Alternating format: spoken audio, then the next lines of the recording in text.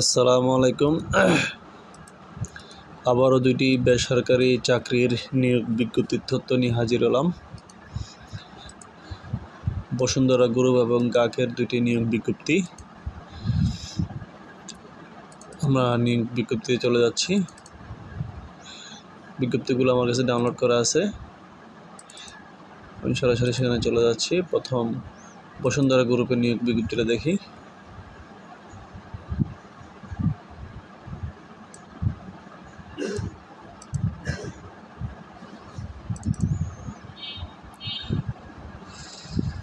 আচ্ছা,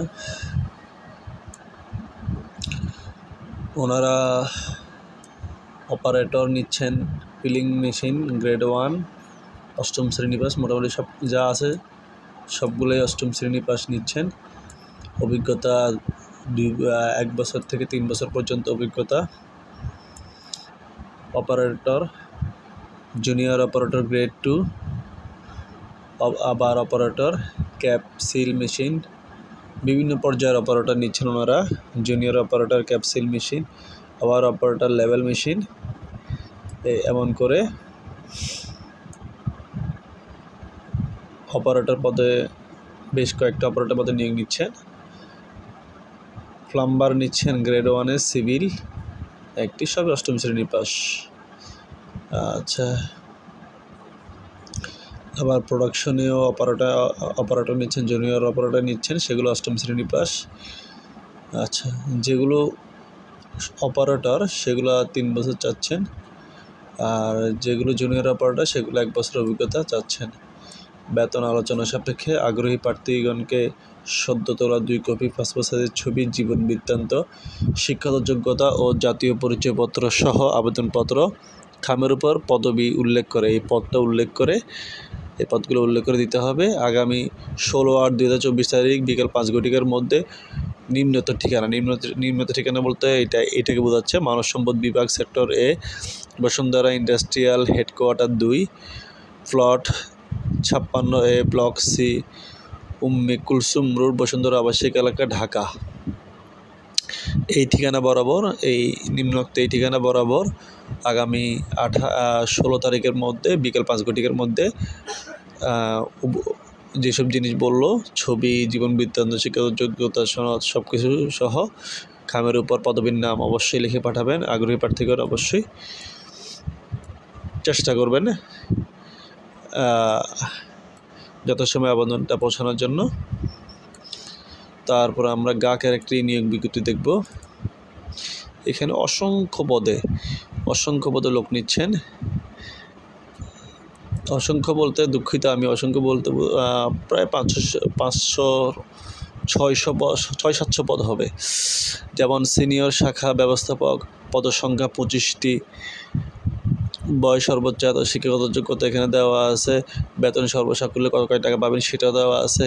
senior field officer, পদসংখ্যা এখানে 100টি, শিক্ষাগত যোগ্যতা এই যে অনার্স মাস্টার্স চাচ্ছেন, বেতন সর্বসাকুল্যে 35,000 সামথিং এটা দেওয়া আছে, ত্রৈমাসিক। আচ্ছা, তারপর ফিল্ড অফিসার, এখানে ফিল্ড অফিসার নিচ্ছেন 400টি, শিক্ষাগত যোগ্যতা অনার্স মাস্টার্স চাচ্ছেন, স্নাতক অবলিক সমান, তার মানে অনার্স চাচ্ছেন। আচ্ছা, জুনিয়র ফিল্ড অফিসার এখানেও 100 জনকে নিচ্ছেন। আচ্ছা, এই ফিল্ড অফিসারের সর্বসাকুল্য বেতন হচ্ছে 30,000 সামথিং, 30,022 টাকা। আর জুনিয়র ফিল্ড অফিসারের সর্বসাকুল্য বেতন 28,025 টাকা। মনিটরিং অফিসার এখানে 10টি নিচ্ছেন, বেতন সর্বসাকুল্যে 30। আপনারা সবগুলো বিস্তারিত পড়ে নেবেন, ঠিক আছে? এখানে অনেক বিস্তারিত বলা আছে, মোবাইল বিল, লাঞ্চ বিল আর অন্যান্য হাবিজাবি বলা আছে। অ্যাসিস্ট্যান্ট অ্যাকাউন্ট অফিসার 50 জনকে নিচ্ছেন।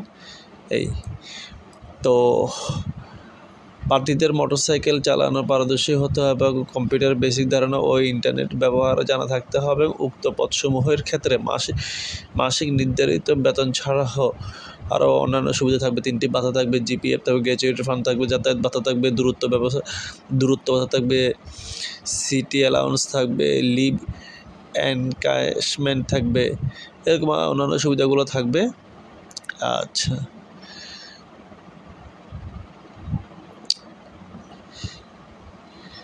আচ্ছা, তারপরে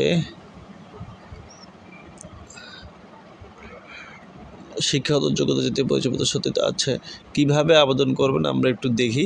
হ্যাঁ, এই যে এখানে পাইছি আগ্রহী প্রার্থীগণ আগামী 31 আগস্ট, এই যে 31 আগস্ট 2024 তারিখের মধ্যে, মানে এই মাসের শেষ তারিখে মধ্যে 2 কপি পাসপোর্ট সাইজের রঙিন ছবি, পূর্ণাঙ্গ জীবন বৃত্তান্ত, মোবাইল নম্বর, শিক্ষাগত যোগ্যতা, জাতীয় পরিচয়পত্র সত্যায়িত ফটোকপি, অভিজ্ঞতা, উচ্চতা, ওজন উল্লেখপূর্বক দুজন পরিচিত পরিচয় প্রদানকারী, মানে হচ্ছে যে রেফারেন্স থাকবে।